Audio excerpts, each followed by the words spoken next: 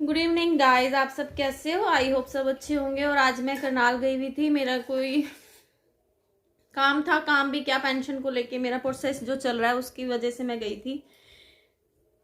तो एक ना बड़ी न्यूज़ बड़ी वायरल हो रही है और वो 7 सेक्टर की है। करनाल में एक बेटे ने अपनी माँ को निकाल दिया आई मीन इसका मतलब ये है कि उसको कहीं मारा होगा और आप सब भी देख रहे होंगे। वो वीडियो बहुत वायरल हो रही है। लेकिन जो वो माँ थी उसने उस लड़के को अडॉप्ट किया था। और आप मानोगे, आज मैं उनको उस आश्रम में मिलने गई। वो मेरे को परमिशन मिलने की भी नहीं दे रहे थे, लेकिन मैंने फिर भी उनसे परमिशन मांगी। जो वहाँ के वेल विशर मतलब जो टेकर थे, उनसे मैंने बोला कि प्लीज़ आप मुझे परमिशन दे दो, मैं इतनी दूर से आई हूँ। फिर उन्होंने एक फ़ोन किया और फिर उनसे मेरी बात हुई। फिर उनसे मैंने स्पेशल परमिशन ली और फिर मैं उनसे मिल पाई। उनका नाम सीता जी हैं। तो मतलब वो गवर्नमेंट जॉब थी उनकी, टीचर रह चुकी हैं, पेंशन है। उनके हस्बैंड की भी पेंशन थी और अच्छी खासी कोठी है उनकी, अच्छा खासा बैंक बैलेंस था। लेकिन फिर भी देखो, आज वो वृद्ध आश्रम में हैं। तो जब मैंने अडॉप्ट सुना ना भाई, अडॉप्ट, तो जब अडॉप्ट का नाम आया तो मुझे अपनी कहानी याद आई कि मुझे भी किसी ने अडॉप्ट किया था। और मैं जब भी ये अडॉप्ट वर्ड सुनती हूँ ना, तो मुझे बहुत वो हो जाता है कि भाई कैसे कर सकते हैं। एक माँ बाप तुम्हें लेता है और वो तुम्हें इतना प्यार दे रहा है, पाल रहा है, और उस औरत ने फिर भी जो उसकी प्रॉपर्टी है, जो उसकी मकान है, वो उसने अपने बच्चों के मतलब अपने पोतरों के नाम ही करवा रखा है। वो कहती है ये जो मकान है मेरे पोतरों का ही है, मेरा नहीं है। तो ये सीता जी को जब मैं आज मिल के आई ना, तो मैं इतना रोई उनके पास बैठ के, कम से कम मैं 10-15, लेकिन वो खुश हुए। कहते देखो, तुम्हें मेरी मतलब मेरी कहानी सुन के दुख हुआ तो तुम मुझसे मिलने आई हो। वो बड़ी खुश हुई और उन्होंने मुझे अपना नंबर भी दिया है और मैं उनके पास जाती रहूँगी मिलने के लिए। उनको पैसे की कमी नहीं थी, लेकिन फिर भी वो वृद्धाश्रम में है, वहाँ पे भी रहेंगी, उनके पास पेंशन आएंगी, चलो वो खर्चा चलाएंगे। देखो, मैं ये कह रही हूँ कि मतलब आजकल कोई अपना नहीं रह गया। अपने ब्लड के भी आजकल कई सेवा नहीं करते अपने माँ बाप की। तो शुक्र मनाओ कि ये इंडिया में वृद्ध आश्रम खुल गए हैं। अगर ये वृद्ध आश्रम भी ना हो ना, तो लोग गला ही घोट दें। उन्होंने मुझे एक बात बोली कि अगर बेटा नहीं तो बेटी होती ना, मैंने बहुत बड़ी गलती करी बेटा लेके, मुझे इसकी जगह बेटी लेनी चाहिए थी। तो उस चीज़ को भी लेके मेरे दिमाग में कई सवाल उठे हैं।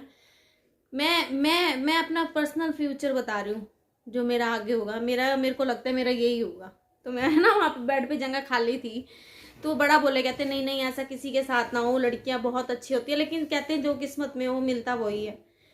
तो मैं बड़ा रोई। मेरे को यही लगा कि नहीं, एक जो हस्बैंड का सपोर्ट था ना मुझे, वो चला गया। और मेरे को नहीं लगता मेरा इस टाइम इस दुनिया में कोई अपना रह गया, मुझे नहीं लगता। और मैं ये दिल से बात बोलती हूँ कि मेरा कोई होगा, आने वाले टाइम में होगा। ठीक है, एक बच्चों की मैं केयर कर रही हूँ और करती रहूँगी मरते दम तक।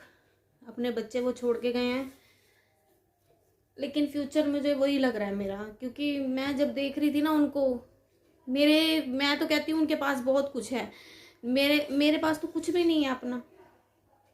उनके पास तो उनकी गवर्नमेंट पेंशन है, मेरे पास तो वो भी नहीं होगी।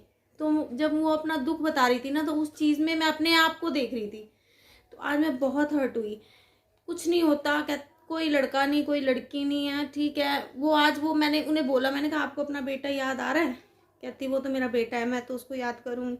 और बच्चों को कौन भूल सकता है? उन्होंने ये बात बोली कि बच्चों को कौन भूल सकता है, वो मेरा बेटा है और बेटा ही रहेगा। और उन्होंने अपना जो मकान है ना, वो भी उन्हीं के नाम, अपने पोतरों के नाम करके आई हुई है। तो इंसानियत खत्म हो चुकी है। पहले तो लोग पैसे को देख के कर लेते थे। उन्हें पता है ये यहाँ रहेगी तो भी हमारा और यहाँ नहीं रहेगी तो भी हमारा है। तो आज मेरा बहुत मन परेशान था। बल्कि मुझे इंस्टा पे भी कमेंट आया आपकी वीडियो नहीं आई है,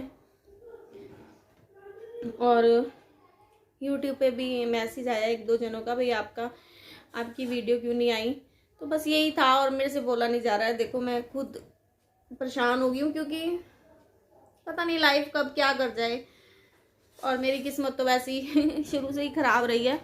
तो इसी के साथ प्लीज़ मेरे चैनल पे जो भी आए, सपोर्ट माय चैनल। इसीलिए कहती हूँ तुम मुझे इतना तो सपोर्ट कर दो कि कम से कम कल को कहीं रह भी पाऊँ। ये तो होगा कुछ है तो रख भी लेंगे। आजकल वो भी देखते ही हैं, वो भी देखते हैं भाई, लेकिन फिर भी उनकी हिम्मत है। वहाँ पे 200 लोग थे जो वहाँ पे रुके हुए हैं। कोई जेंट मतलब आदमी है, कुछ औरतें हैं। तो मैंने उनको पूछा आपका दिल लग गया? तो कहते हाँ लग गया मेरा दिल। वहाँ पे तो मैं कला कलेश में रहती थी, यहाँ पे अब मेरा दिल लग गया। तो ये 7 सेक्टर की न्यूज़ है, आप ज़रूर देखना। यूट्यूब पे बहुत वायरल हो रही है वो। तो उनसे मिलने में स्पेशल आज गई हुई थी, तो इसलिए मैं बिजी थी। माँ बाप अपना फर्ज निभाते हैं, लेकिन बच्चे निभाना भूल जाते हैं। ये तो हो गया, दिख रहा है कि बच्चे निभाना भूल जाते हैं। तो इसी के साथ बाय बाय।